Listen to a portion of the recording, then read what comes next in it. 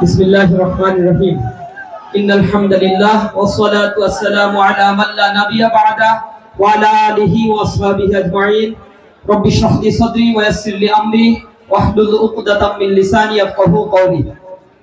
মানবতার মুক্তির আন্দোলন গণমানুষের সংগঠন বাংলাদেশ জামাত ইসলামী কয়রা উপজেলার উদ্যোগে আয়োজিত আজকের এই ঐতিহাসিক ছাত্র যুব সমাবেশে প্রধান অতিথি হিসেবে উপস্থিত রয়েছেন বাংলাদেশ জামাত ইসলামীর সম্মানিত সেক্রেটারি জেনারেল, আমাদের শ্রদ্ধেয় দায়িত্বশীল বিশ্বনন্দিত জননেতা অধ্যাপক মিয়া গোলাম পরোয়ার।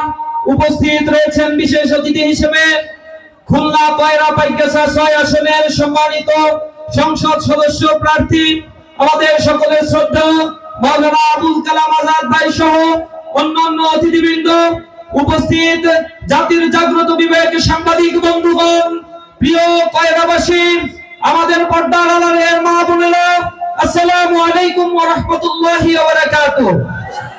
আজকের এই কয়রায় বিশাল জনসমাবেশ এটাই প্রমাণ করছে আমরা এই কয়রায় সমাবেশ করার জন্য যতটুকু জেনেছি আপনাদেরকে কেউ হালুয়া রুটি অথবা কোনো উৎকোচ দিয়ে এই মাঠে টেনে নিয়ে আসে নাই। নিজের টাকা খেয়ে নিজের পকেটের টাকা খরচ করে কষ্ট করে হেঁটে হেঁটে এই জনসমাবেশে আপনারা উপস্থিত হয়েছেন। আপনারা এই রায় দিয়েছেন আগামীর বাংলাদেশের জন্য এই কয়রার এই উত্তর জনসমুদ্র বলে দিচ্ছে আগামীর বাংলাদেশ কোন দিকে যাবে ইনশাআল্লাহ।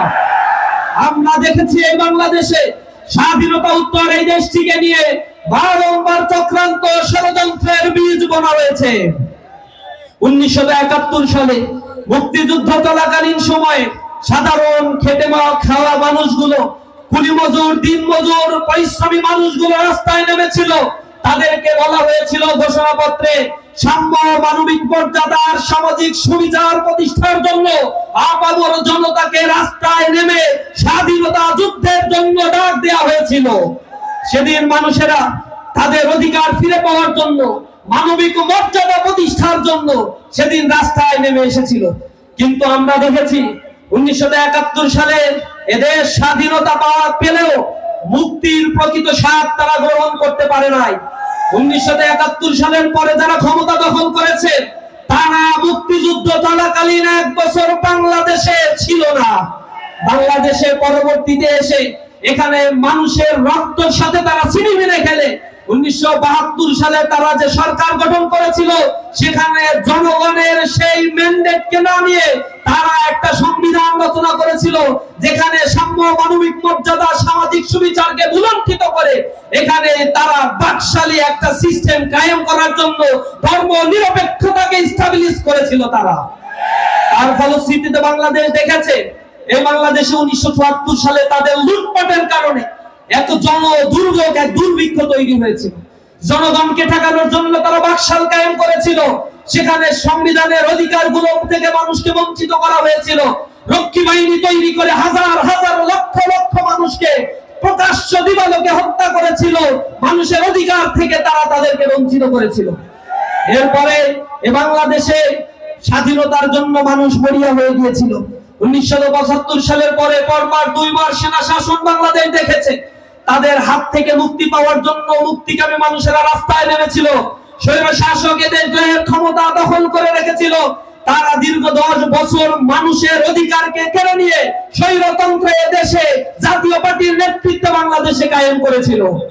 আমরা দেখেছি এই স্বৈরাচারের বিরুদ্ধে মানুষ দাঁড়িয়ে যখন আবার জীবন দিয়েছে, এরপরে আরেকটা দল ক্ষমতায় এসেছিল কিন্তু মানুষের ম্যান্ডেট দিয়ে ক্ষমতায় আসার পরে আবার সেই দুর্নীতি, চাঁদাবাজি, স্বজনপ্রীতি, হত্যা, গুম, খুনের রাজত্ব তারা তৈরি করেছিল।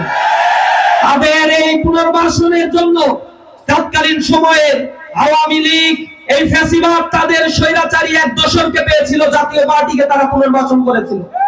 গলায় গলা মিলিয়ে বাংলাদেশে আবার মানুষের ম্যান্ডেটকে বুলণ্ঠিত করার জন্য ইলেকশন ইঞ্জিনিয়ারিং করে তারা যখন ক্ষমতায় গিয়েছিল দীর্ঘ 15-16 বছর মানুষকে এক দমন, নিপীড়ন, নিষ্পেষণের জাতাকলে পিষ্ট করেছে। জামাত ইসলামের কেন্দ্রীয় নেতৃবৃন্দকে তখন ফাঁসি দেওয়া হয়েছিল। আল্লামা দেলাওয়ার হোসাইন সাঈদীকে বিনা অপরাধে তারা কারাগারে বন্দী করে তারা সেখানে মেডিকেল কিলিং এর মাধ্যমে এই বিশ্বনন্দিত মুফাসসিরে কোরআনকে পৃথিবী থেকে তারা চলে যেতে বাধ্য করেছে। আমাদের নেতা মাওলানা মতিউর রহমান নিজামী, আলী হাসান মোহাম্মদ মুজাহিদ, কামালুজ্জামান কাদের মোল্লা ভাই সহ জামাত ইসলামীর প্রথম সারির বুদ্ধিবৃত্তিক আন্দোলনে যারা নেতৃত্ব দিয়েছিল, বাংলাদেশ থেকে তাদেরকে হত্যা করে তারা মনে করেছিল বাংলাদেশ থেকে চিরতরে জামাত ইসলামী আর ইসলামের নাম নিশানা তারা মুছে দিবে। তারা কি পেরেছে? বাতিল ধ্বংস হওয়ার জন্য তাদের খোয়াগুলো শুধুমাত্র তারা খুঁটেছিল সেদিন। তারা জনরোষে পড়েছিল। বাইতুল মুকাররমের প্রধান ইমাম থেকে শুরু করে একটা ইউনিয়ন পর্যায়ের তাদের ইউনিয়নের চেয়ারম্যান পর্যন্ত পালিয়ে যেতে বাধ্য হয়েছে। এমন অপকর্ম, লুটতরাজ, সন্ত্রাস, চাঁদাবাজি, ধর্ষণ, ছিনতাই, লুটতরাজের কাজ তারা করেছিল। পুরো বাংলাদেশকে তারা মাছরাঙায় পরিণত করে দিয়েছিল। জনগণ তাদের যথোপযুক্ত জবাব দিয়েছে। 5 আগস্টের পরে দীর্ঘ একটি সময় আমরা পার করেছি।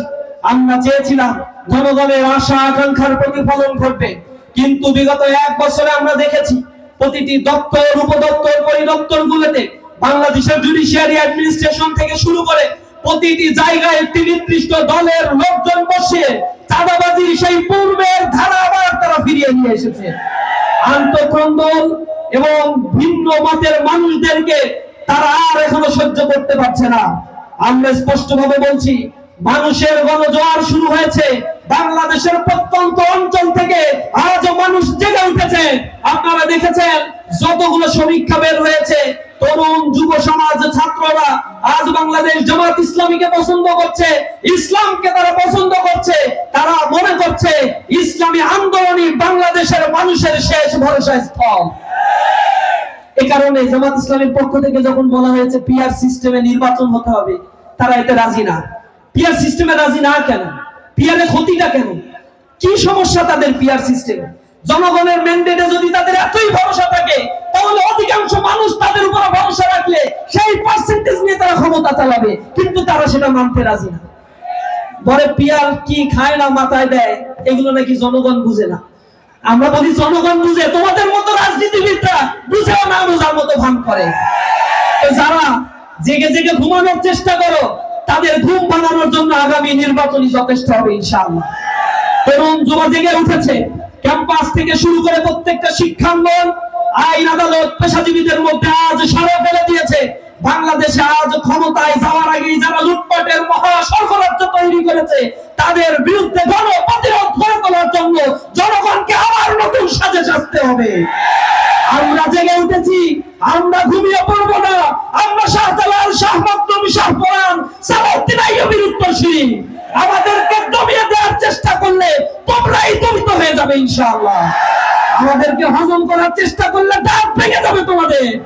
আমরা জনগণের কথা বলি, জনগণের জন্য আমাদের জীবনকে আমরা উৎসর্গ করে দিতে চাই। এই বাংলাদেশের 54 বছরের ইতিহাস সাক্ষী।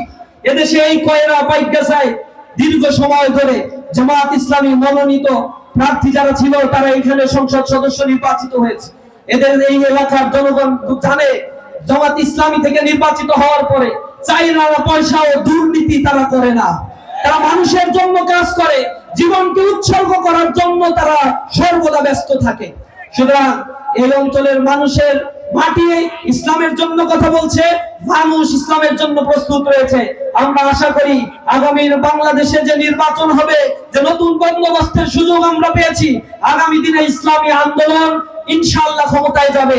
জামাত ইসলামী ইনশাআল্লাহ সংখ্যাধিক্য পেয়ে বাংলাদেশে নতুন সরকার গঠন করবে ইনশাআল্লাহ। এক্ষেত্রে আপনাদের সকলের সর্বাত্মক সহযোগিতা এবং জাগ্রত থেকে এই জাতির ঘুম বানানোর জন্য এখন মুয়াজ্জিনের ভূমিকা পালন করার উদাত্ত আহ্বান জানিয়ে আমার কথা শেষ করছি। আসসালামু আলাইকুম ওয়া রাহমাতুল্লাহি ওয়া বারাকাতুহু।